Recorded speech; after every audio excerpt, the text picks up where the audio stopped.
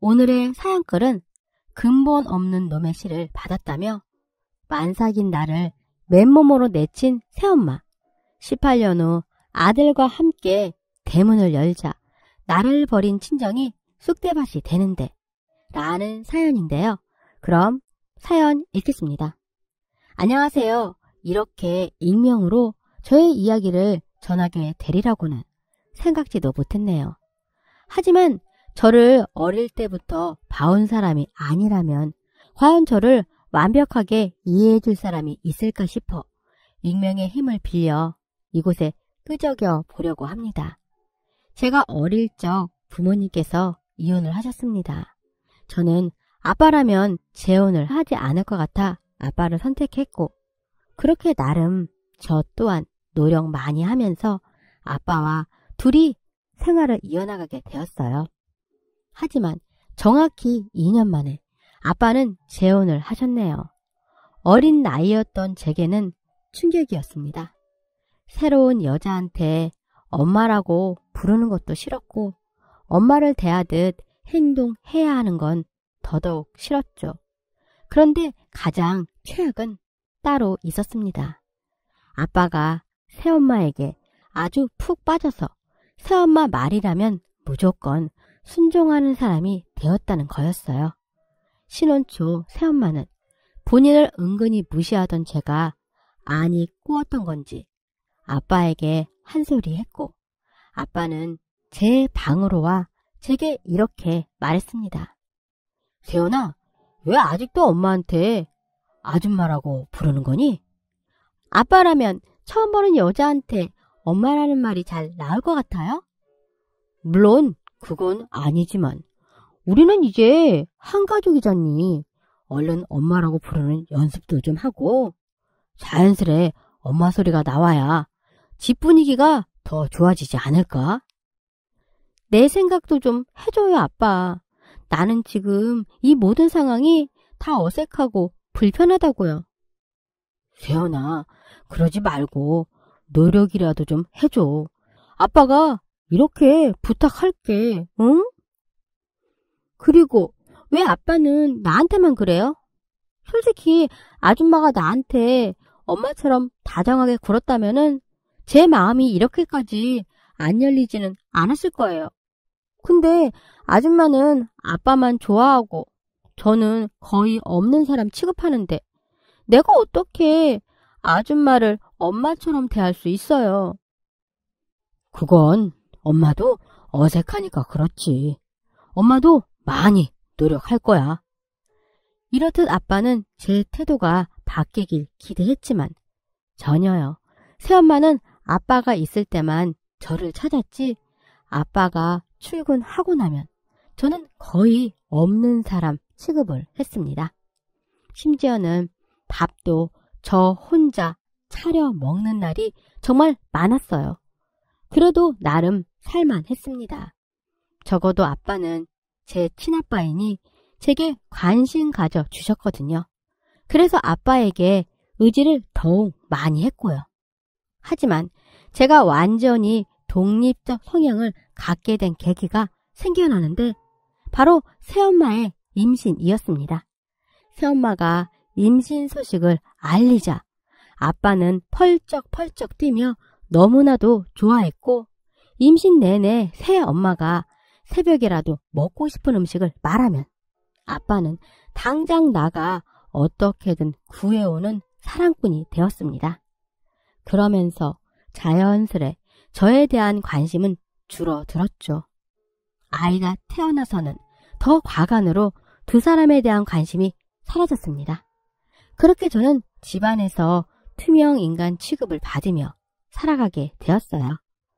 물론 아빠는 제게 줄 관심을 동생에게 나눠준 것뿐이지만 그래도 저는 꽤 많은 양의 사랑을 빼앗겼다고 생각했거든요. 그땐 저도 미성년이고 한창 예민할 시기니까요. 그래서 가족끼리 외식을 할 때면 아빠는 제게 이렇게 말했어요. 세연아, 우리 오랜만에 가족끼리 맛있는 거 먹으러 갈까? 하지만 저는 새엄마와 그의 아들까지 우리에 속한다는 게 너무나 싫었기에 이렇게 대답했죠. 아빠랑 나랑만 가면 안 돼요? 그럴 수는 없지. 그럼 엄마랑 세주가 서운해할 거야. 아빠 야근할 때면 나 빼고 새엄마랑 세주만 나가서 외식하고 올 때도 많단 말이에요. 에이, 그건 네가 싫다고 말했겠지. 아니라니까요. 나한테 물어보지도 않았어요. 그건 네가 물으나 마나 싫다고 할 걸 아니까 그랬겠지. 아빠, 미워. 세연아, 그러지 말고 이제 시간도 꽤 지났는데 좀 친해져 주라, 응? 솔직히 안 친해지면 세연이 너만 손해 아니야? 불편하고 외롭고. 내가 외로운 걸 아빠는 알긴 알아요? 그럼 오늘 외식은 안 나가는 걸로 알게.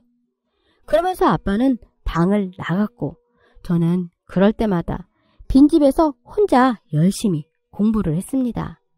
어떻게든 수능 잘 봐서 좋은 대학 가고 바로 대학교 기숙사에 들어가고 학교 졸업하자마자 취업해서 자취할 생각이었거든요. 그런데 그 꿈은 현실이 되었고 저는 명문대에 입학하게 되었습니다. 입학하고 나서도 대학교 1학년 때는 놀식이라고 하지만 혼자서 잘 살아나가려면 어떻게든 좋은 회사에 취직해야 한다는 집념 때문에 저는 그때 역시 고3 때처럼 열심히 공부만 했습니다.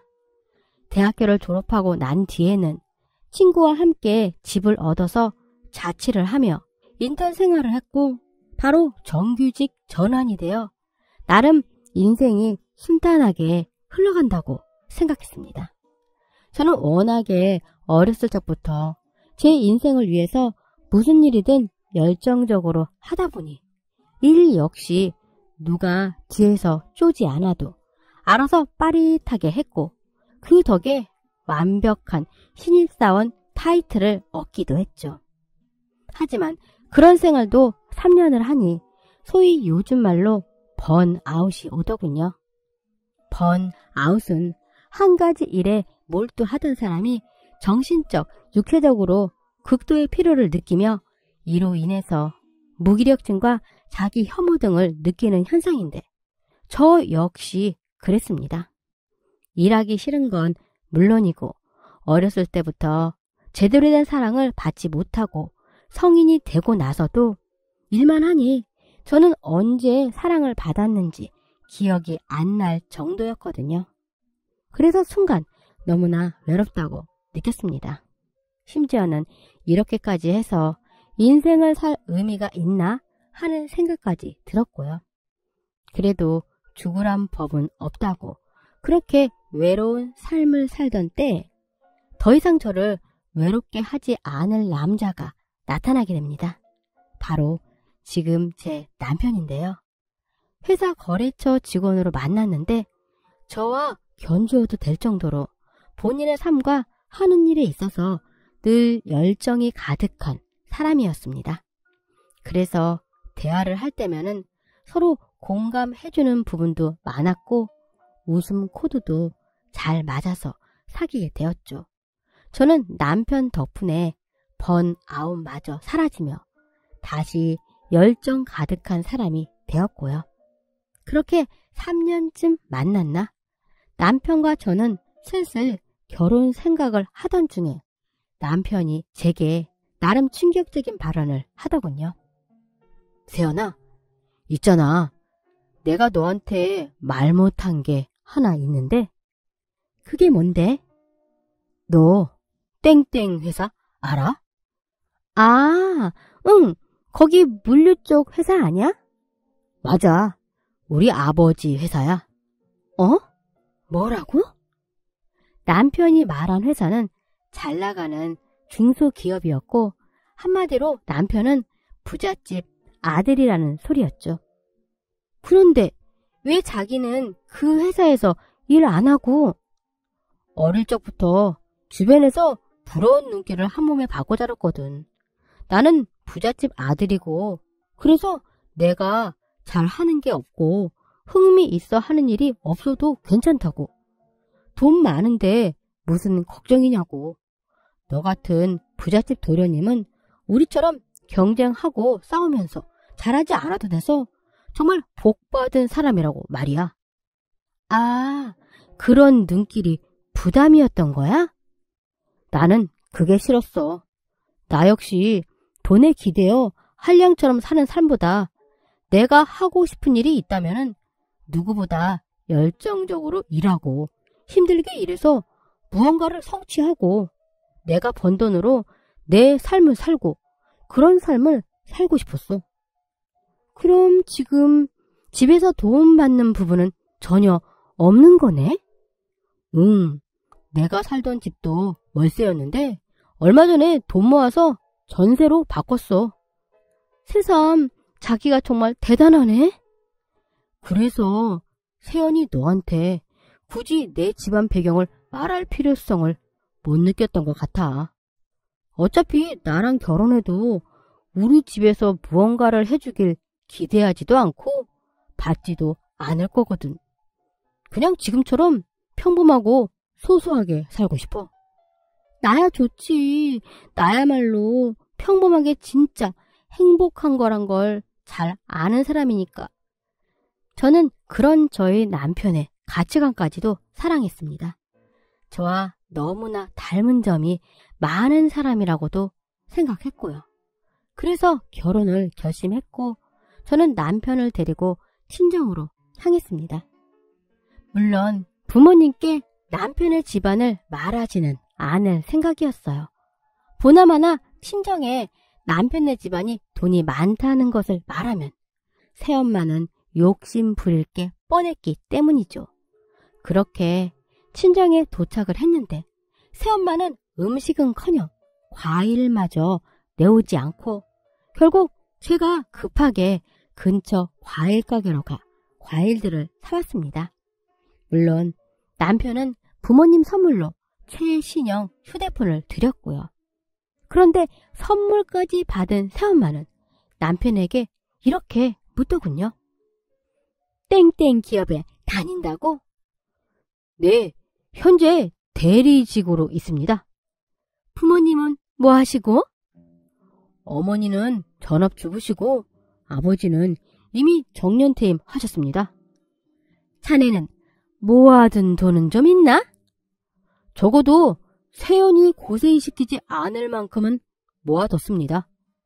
남편이 그렇게 대답을 하는데 새엄마의 표정이 순간 일그러졌고 그 다음부터는 남편이 뻘쭘하게 쳐다보고는 한마디도 하지 않으셨습니다. 아빠는 바보처럼 새엄마 눈치만 살살 살피다가 아이고 젊은 애들 이렇게 오래 앉혀두는 것도 실례지. 어서 가봐요. 선물 너무 고맙고 다음에 밖에서 내가 맛있는 밥 한 끼 사줄게 하면서 저와 남편을 보냈죠. 그때 저는 새엄마에게 진실을 말하지 않은 걸 참 다행으로 여기고 있어요. 가난한 것도 아니고 평범하다는 사람도 저렇게 표정을 찡그리는 걸 보면 그냥 저와 제 남편이 마음에 안 드니 트집을 잡는 것뿐이라는 걸 알거든요. 게다가 여기서 끝이 아니고 바로 다음날 새엄마는 제게 전화를 걸어 이렇게 말했습니다. 너 결혼 다시 생각해라. 왜요? 왜긴 볼 것도 없는 놈을 물어와 놓고는 뭘 물어봐? 볼 것도 없다뇨? 사람이 얼마나 성실하고 반듯한데요. 그리고 결혼은 제가 하지 새엄마가 해요? 잔말 말고 이미 네 아빠한테도 말해뒀어. 곧 너희 둘 결혼 반대한다고 나오실 거야.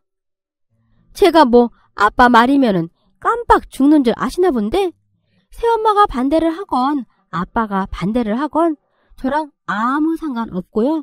저는 이 사람 아니면은 결혼 안 할 거니까 그렇게 하세요.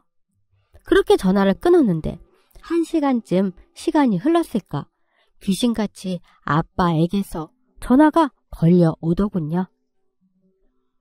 네, 아빠. 안 그래도 아까 새엄마한테 연락 받았어요. 결혼을 반대하신다고요? 사실 나는 남자고 보는 눈이 잘 없잖니? 물론 니들 문제이긴 하지만 엄마가 뭔가 걸리는 게 있으니까 그렇게 말한 게 아닐까? 그렇게 말하는데 아빠에게 이런 말 하면 안 되는 걸 알지만 너무 바보 같고 호구 같고 언제까지 새엄마한테 붙잡혀 살 건지 속이 터져서 저도 모르게 소리를 지르고 말았습니다. 아빠, 아직도 모르겠어요? 새엄마는 그냥 내가 싫은 거예요. 내가 어떤 남자를 데려오건 그냥 다 꼴보기 싫고 내가 결혼해서 좋은 가정 꾸려서 행복하게 사는 것도 싫은 거라고요. 아빠는 항상 내가 문제라고 말하지만 절대 아니라고요. 모든 문제는 다 새엄마한테 있어요. 아빠 몰래 나를 끊임없이 핍박하고 무시하고 증오한다고요. 그렇게 말을 다 뱉고 무작정 전화를 끊었고 흥분한 저는 만약 부모님이 끝까지 결혼을 반대하신다면 그냥 반대하는 대로 저희 부모님 없이 결혼을 진행할 생각까지 하고 있었어요. 그런데 또 제가 처음으로 화를 내자 당황한 아빠는 뭔가 깨달은 게 있긴 한 건지 새엄마를 설득시켜 결혼식 일주일 전 겨우겨우 결혼을 허락받았고 그렇게 저희는 결혼식을 올리게 되었습니다. 결혼 생활은 제가 생각했던 것보다 훨씬 행복했습니다. 물론 신혼이어서 더 그랬지만 그래도 하루하루가 달달하고 같이 있으니 안정감도 배가 되고 너무나 행복했어요. 거기에 경사로 신혼 1년 만에 임신을 하게 되어 남편이 난리가 나 저를 위한 깜짝 파티까지 열어주었네요. 저는 임신을 함과 동시에 일을 그만둔 뒤 남편의 돌봄을 받으며 평온하게 지내고 있었습니다. 하지만 임신 6개월차에 접어들던 중 남편이 갑작스레 장기 출장을 가야 하는 상황에 이르렀고 남편이 돌아올 때쯤이면 제가 이미 출산한 후여서 고민에 빠지게 되었습니다. 하지만 그렇다고 장기 출장 못 가겠다며 회사에 선포할 수도 없는 노릇이고 결국 저는 최대한 아무렇지 않은 척 남편에게 잘 다녀오라고 말할 수밖에 없었지만 걱정을 심하게 하던 남편은 제게 이렇게 말했습니다. 아니야, 아무래도 나는 당신 두고 출장 못 다녀오겠어. 그럼 어떡하려고? 회사 그만두기라도 할 거야? 어쩌지? 미치겠다. 정말 홀몸도 아닌데 혼자 지내면서 갑자기 무슨 일이라도 생기면 어떡해? 걱정하지 마. 내가 애도 아니고. 그래도 너무 불안하단 말이야. 그럼 임신 동안에 친정에 가 있을게. 그럼 됐지? 친정에? 당신 친정 싫어하잖아. 근데 어쩌겠어. 당신이 나 혼자 지내는 꼴은 절대 못 보겠다는데. 그럼 나야 너무 안심되긴 하는데 괜찮겠어? 당연하지. 아무리 싫어도 우리 부모님인데 나한테 무슨 해코지라도 하겠어? 그건 그렇지. 그래, 그럼 나 출장 가기 전날에 데려다 줄게. 아니야, 공항까지 배웅 갔다가 나 혼자 알아서 갈게. 그렇게 남편을 공항까지 배웅해주고 난 뒤 저는 친정집으로 들어가게 되었습니다. 그런 새엄마 밑으로 왜 다시 기어 들어가냐라고 생각하실 수도 있겠지만 저도 이제 30에 접어든 어른이고 아빠 역시도 사이가 없는 동안에는 집에 들어와서 살라며 권유하셨고요. 실제로 친정에 들어간 후 아빠는 오랜만에 딸과 함께 지낸다며 무척이나 좋아하셨습니다. 그리고 제가 과일을 유독 찾았기에 아빠는 온갖 과일을 다 사다 놓는 등 정성을 쏟으셨죠. 그런데 역시나 새엄마는 제가 집에 들어온 후로 저를 너무나 안 입고 온 시선으로밖에 보지 않았습니다. 마음에 안 든다는 티를 팍팍 냈는데 저는 이제는 하도 흔하게 벌어지는 일인지라 신경도 안 썼고요. 그런데 저도 참을 수 없던 행동을 보이고 만 거죠. 아빠는 등산이 취미였는데 그날도 어김없이 저와 새엄마 그리고 배다른 남동생을 두고 등산을 간 날이었습니다. 저는 거실에서 TV를 보며 누워 있었고요. 그런데 그때 방에서 새엄마가 나오더니 저를 보면서 혀를 끌끌 차며 이렇게 말하더군요. 일어나 앉아서 봐. 너 때문에 세주가 앉을 곳이 없어서 나오지를 않잖아. 세주 나오면 제가 알아서 앉을게요. 몸이 불편해서 그래요. 하여간 말투며 태도며 다 마음에 안 들어. 제가 굳이 새엄마 비위 맞출 이유도 없는 것 같은데요? 아이고 말하는 꼬락서니 하고는 어디서 근본 없는 놈의 씨를 받아와서는 잘 하는 짓이다. 뭐라고요? 지금 뭐라고 하셨어요? 내가 뭐 틀린 말 했어? 솔직히 네 남편 뭐 볼 게 있다고 결혼까지 해선 씨까지 받은 거야? 돈이 많기래 아님 외모가 출중하기래 하다못해 본인 집도 없는 놈을. 저기요, 말씀 가려서 하세요. 저 진짜 못 참겠으니까. 지금 엄마한테 저기요? 그게 무슨 말버릇이야? 만약 그쪽이 진짜 내 엄마라면은 지금 이렇게 하면은 안 되는 거잖아요? 처음 이 집에 들어왔을 때부터 지금까지 나 개무시하고 꼽준 사람이 누군데요? 더러워서 나가 살겠다니까 아빠 없는 곳에서 있는 욕 없는 욕 다 하고 임신한 딸 보고는 근본 없는 놈의 씨? 그게 무슨 엄마예요? 그냥 같이 동거하는 아줌마일 뿐이지. 그렇게 말하고 저는 방으로 들어가 문을 쾅 닫았습니다. 그때까지만 해도 저는 흥분해서 화를 씩씩 냈지만 시간이 좀 지나자 내가 좀 말을 심하게 했나 후회가 되더군요. 그래서 기회를 엿봐 그래도 한참 어른이니 사과를 드리려고 했습니다. 그런데 새엄마는 제게 미안한 감정은커녕 아빠에게 쪼르르 달려가 곧장 제 흉을 없는 것까지 과장해서 보기 시작했습니다. 나 정말 이렇게는 못 살아. 뭐? 왜 또 그래? 당신 딸 세연이 걔 정말 왜 그래? 내가 뭘 그리 잘못했다고 나한테 그렇게 막대? 응? 정말 엄마한테 이래도 되는 거야? 세연이가 뭐라고 했어? 나한테 막 대들잖아. 세연이 임신 중이잖아. 한창 예민할 때인데 당신이 좀 봐줘, 응? 아니, 난 절대 못 봐줘. 쟤랑 나랑 인연을 끊든 아니면 세연이가 나한테 무릎을 꿇든 둘 중에 하나야. 드러나 보자. 세연이가 당신한테 뭐라고 했는데? 평소에 당신 없을 때 나 엄청 무시하는 거 알아?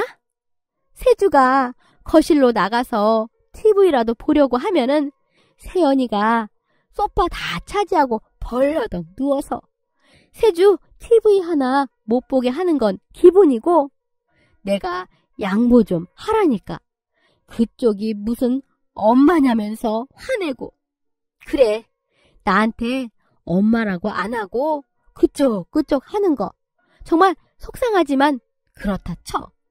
그런데 세주한테까지 그러는 건 너무하잖아? 나 정말 억장이 무너진다고. 뭐? 세연이가 그랬단 말이야? 에이, 설마. 당신, 그럼 내가 지금 거짓말을 하고 있다는 거야? 아니, 물론 그건 아니지만 난 이제 더 이상 세연이한테 이렇게 모욕받으면서 못 살아. 나 걔랑 연 끊어야겠어. 일단 내가 말해볼게, 응? 그리고 아빠는 곧장 제 방으로 와 제게 하나하나 따지기 시작했습니다. 억양은 이미 조금 화나 있었고요. 세연아, 아빠가 뭐 하나 물어보자. 뭐요? 너 평소에 네 엄마 무시하고 그러니? 일방적은 아니고 서로 무시해요, 보통은. 그럼 네 엄마한테 엄마도 아니고 새엄마도 아니고 그쪽이라고 불렀어? 아니, 그건 화가 나서. 아니, 새엄마가 먼저. 잠깐, 내 말 먼저 다 듣고. 그럼 너 세주 TV도 못 보게 하고 그랬니? 세주가 TV 보러 나온 것도 몰랐어요. 알았음 보라고 했겠죠. 어쨌든 결국 네 엄마 말이 다 맞았던 거구나. 네? 뭐가요? 나는 널 믿었는데 너 정말 왜 그러니? 언제까지 그럴 건데? 아빠는 그대로 제게 화를 냈고 저는 순간 당황해서 아무 말도 못하고 얼버무리다가 결국 저 또한 울분이 터져버리고 말았습니다. 새엄마가 무슨 얘기를 했는지는 모르겠지만 더 황당한 건 아빠 태도예요. 나도 10수년 전부터 아빠한테 누누이 말했잖아요. 새엄마가 나 못 살게 군다고. 내가 말할 땐 한귀로 흘렸으면서 왜 새엄마가 말하니까 나한테 와서 이렇게까지 화내는 건데요. 나 뭐 어디서 주워온 딸이라도 되는 거예요? 나한테 도대체 왜 그러는 건데? 됐다. 얘기 그만하자. 나는 이제 더 이상 네 편 들 수가 없어. 집사람한테 너무 미안해서. 아빠는 그 말을 끝으로 제 방을 나갔고 다음날 아침이 되어 아빠가 출근한 틈을 타서 새엄마는 기세등등한 얼굴로 저를 나가라고 소리치며 내쫓았습니다. 근본 없는 놈의 씨를 받았다며 소리치고 만삭인 저를 맨몸으로 내친 새엄마. 정말 계모가 따로 없죠. 저는 새엄마와 함께 살면서 나름대로 멘탈이 강해졌다고 생각했는데 그건 또 아니더군요. 신혼집으로 택시를 타고 돌아오는데 어찌나 눈물이 쏟아지던지요. 제가 유일하게 기댈 수 있는 존재인 남편은 지금쯤 한밤중일 테지만 저는 제 감정에 못 이겨 결국 남편에게 전화를 걸었습니다. 여보, 언제 와? 알잖아. 아직 한 달 반은 더 남았지. 근데 당신 지금 울어? 응, 나 진짜 미치겠어. 왜? 무슨 일이야? 새엄마가 나 내쫓았어. 아빠는 새엄마 편으로 완전히 돌아섰고 나 이제 어떻게 살아? 세연아, 내가 지금이라도 갈까? 아니야. 일 마무리 잘 하고 와. 내가 어떻게든 멘탈 잘 붙잡고 있을게. 미안해. 힘들 때 옆에 있어주지 못해서. 이후 저는 신혼집으로 도착했고 정신적으로 육체적으로 모두 지친 저는 씻지도 못한 채로 안방으로 가 냅다 들어 누운 뒤 잠이 들었습니다. 그리고 1시간쯤 흘렀을까? 누군가 제 이름을 부르며 저를 깨우더군요. 세연아, 아가, 일어나봐. 저는 눈을 비비며 잠에서 깼는데 제 앞에 계신 분은 다름 아닌 시부모님이었습니다. 어머님, 아버님, 여긴 어쩐 일이세요? 종우한테 도와달라는 연락받고 놀라서 달려왔지. 너 데리러 왔어. 저를요? 응, 일단 우리 집으로 가자. 그게 훨씬 편할 거야. 우리 집은 가정부도 계시니까 뭐 필요한 거 있으면은 말만 하면 되니까. 하지만 괜찮아. 불편해하지 말고 친정집이다. 그렇게 생각하고 편하게 있어. 거실에 짐 그대로 있던데 그것만 챙기면 되니? 네. 그리고 저는 곧장 시댁으로 향했습니다. 물론 몇 번 인사차 온 적은 있었지만 방 구석구석 보는 건 처음이었는데 제게 쓰라고 주신 방을 보니 무슨 공주님 방이 따로 없더군요. 저는 방을 한번 둘러보고는 감사 인사를 드리려고 거실로 나와 시부모님과 마주 앉아 얘기를 시작했습니다. 정말 감사해요, 어머님, 아버님. 그러자 시어머니는 활짝 웃으며 대답하셨고요. 감사는 무슨, 오히려 내가 더 고맙지. 어머님이 왜? 그동안에는 종호가 너무 독립적인 아이여서 우리한테 무언가를 부탁한 적도 없고 기댄 적도 없었거든. 그런데 그런 종호의 행동이 부모로서 얼마나 서운하고 속상한 일인 줄 아니? 자식이 부모에게 조금이라도 기대줬으면 좋았을 텐데 하고 늘 아쉬웠어. 그런데 세연이 네가 들어오고 나니 종호가 우리에게 무언가를 부탁하는 날이 올 줄이야. 세연아, 너는 정말 복덩이야. 복덩이, 그 말을 듣고 저도 모르게 그만 울컥하며 눈물을 쏟고 말았습니다. 시어머니는 제 마음을 다 꿰뚫고 계신 듯 애석하게 웃으며 저를 안아 토닥여 주셨고요. 이후의 생활은 말 안 해도 예상하시겠지만 정말 호화로움의 끝이었습니다. 환경도 쾌적하고 먹고 싶은 거 다 먹고 집안일 아무것도 안 하고 시어머니와 함께 쇼핑을 가면 명품은 아무렇지 않게 사주시고 이런 부잣집 며느리의 삶은 정말 처음이었죠. 그리고 저는 안정적으로 아이를 낳았습니다.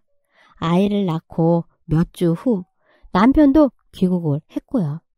남편이 귀국 후 한 가지 변화한 점은 제가 시댁에 머물러 있는 동안 시부모님과의 관계가 너무나 끈끈해져서 남편도 덩달아 시부모님과 친해졌다는 거였죠. 그리고 몇 개월 후 시아버님은 조심스레 남편에게 이제는 본인 회사로 들어오는 게 어떻겠냐고 제안했고 저 역시 그게 좋겠다는 의견을 제안하니 남편도 고민 끝에 흔쾌히 이직을 했고요. 그렇게 경제적으로도 훨씬 풍족하고 심적으로도 아주 평화로운 삶을 살게 되었습니다. 이후 18년의 세월이 흘러 어느 날 저는 어느새 중년 여성이 되었고 제 아들은 한창 예민한 고등학교 2학년 학생이 되어 저는 아들의 뒤치다꺼리를 해주는 평범한 엄마가 되었습니다.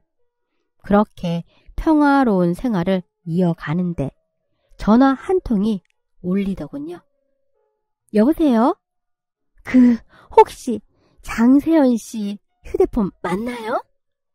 목소리가 조금 늙었지만 저는 바로 누구인지 짐작할 수 있었습니다. 바로 새 엄마였죠. 왜 전화하셨어요? 혹시 집에 좀 와줄 수 있을까? 이제 와서 왜요? 네 아빠 알츠하이머에 걸렸다. 뭐라고요? 조기 치매라고. 그런데요? 그런데라니, 네 아빠잖아. 저랑 연근 짜고 내쫓은 건 당신들이잖아요. 네 아빠는 치매에 걸려서 돈을 벌 수도 없고 나는 늙었는데 세준은 아직도 취업 준비생이고 그럼 어쩌자고. 네가 우리 집 장녀인데 책임질 건 져야지, 응? 이렇게 부탁할게. 어이가 없었지만 일단 아빠의 치매 소식을 들으니 한 번은 가봐야겠다 싶어서 저는 친정으로 갈 준비를 했습니다. 그 와중에 아들이 어디에 가느냐고 물었고 엄마의 부모님을 만나러 간다고 하니 본인도 할머니 할아버지를 보고 싶다며 데려가 달라고 조르더군요. 그래서 생각한 게 초라해진 새 엄마에게 난 이 정도로 잘 살고 있다는 모습을 보여주고 싶어 저와 아들 모두 명품으로 치장을 하고 친정으로 향했습니다. 이사를 했는데 이사한 집은 너무나 초라해서 형편없었고 그렇게 18년 후 아들과 함께 친정 대문을 열자 새엄마는 명품으로 치장한 저와 아들을 보자마자 눈이 튀어나올 듯 쳐다보며 제게 물었습니다. 아니, 이게 도대체 어떻게 된 일이야? 뭐가요? 아들, 할머니한테 인사드려. 안녕하세요. 아들, 인사드렸으니까 잠깐만 엄마 차에 가서 기다리고 있어. 그렇게 아들을 보낸 후 새엄마와 저는 다시 얘기를 이어나갔죠. 아, 제가 말씀 안 드렸구나. 시댁이 워낙에 부잣집이라 그렇게 됐어요. 말도 안 돼. 그때 분명 사위는 평범한 집안에 평범한 회사원이었다고. 보나마나 부잣집인 걸 밝히면은 당신이 어떻게 나올지 뻔한데 제가 미쳤다고 그걸 말하겠어요? 당신이 나를 버려준 덕분에 제가 이렇게 호화로운 삶을 살고 있는 거예요. 감사해요, 새엄마. 그걸 왜 이제야? 그럼 네가 우리 책임져주면 되겠다. 오히려 잘된 거네. 죄송하지만 저는 절대 그럴 생각 없고요. 아빠 어딨어요? 안방에. 아빠 요양원에 보내세요. 그 돈은 제가 책임질게요. 그럼 우리 세주는? 날 버린 당신까지 내가 책임져야 해요? 그래도 나는 네 엄마잖아? 나는 단 한순간도 당신을 엄마로 생각한 적 없어. 잘 생각해봐요. 당신도 나를 한 번도 딸로 생각한 적 없잖아요? 그러다 새엄마는 그제야 목 놓아 엉엉 울며 사죄를 하기 시작하더군요. 내가 잘못했다. 나 버리지 마, 응? 아니, 나는 괜찮으니까 우리 세주라도 좀 봐줘. 내가 당신들을 버리는 게 아니고 이미 18년 전에 당신들이 나를 버린 거예요. 말은 바로 해야죠. 그리고 세주도 그 나이 먹도록 아직 취업 준비한다는 게 말이나 돼요? 얼른 회사 따지지 말고 일부터 시작해서 본인 엄마 먹여 살리라고 하세요. 그 말을 끝으로 저는 집을 나섰고 이후 아빠는 요양원에 보내드렸습니다. 몇 번이고 새엄마에게서 연락이 왔지만 차단해 놓으니 직접 찾아오거나 하지는 않았고요. 가끔 요양원에 가 아빠 얼굴 한번 보고 하는데 아빠가 아직 심각한 상황은 아니인지라 가끔은 제정신으로 돌아올 때가 많거든요. 그럴 때면 계속해서 반복하며 눈물로 제게 사죄를 하곤 하세요. 우리 딸 세연아, 아빠가 늘 미안해, 응? 알아요. 내가 뭐에 미쳐서 너한테 그렇게 평생 안 씻길 상처를 남기고 아빠가 미안하다. 다른 건 다 괜찮은데 난 적어도 18년 동안 한 번 정도는 나한테 전화해 줄 줄 알았어요. 하고 싶었는데, 정말 하고 싶었는데 그러지 못했어. 너한테도 집사람한테도 다 너무 미안해서. 왜요? 네 엄마 그렇게 나쁜 사람 아니야. 알지? 아빠, 새엄마는 좋은 사람이 아니에요. 딸과 아빠의 관계를 망치려는 사람이 좋은 사람이라고 할 수 있어요? 이렇게 아픈 아빠를 데려가라고 말하는 게 그 사람인데 도대체 뭐가 좋은 사람이라는 거예요?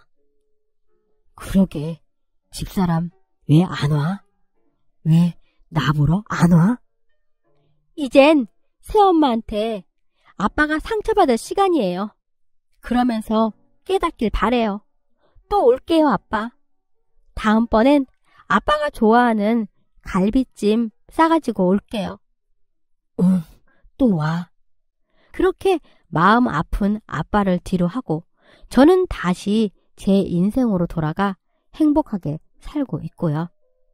지금은 아빠에 대한 안 좋은 감정도 거의 다 풀린 상태입니다.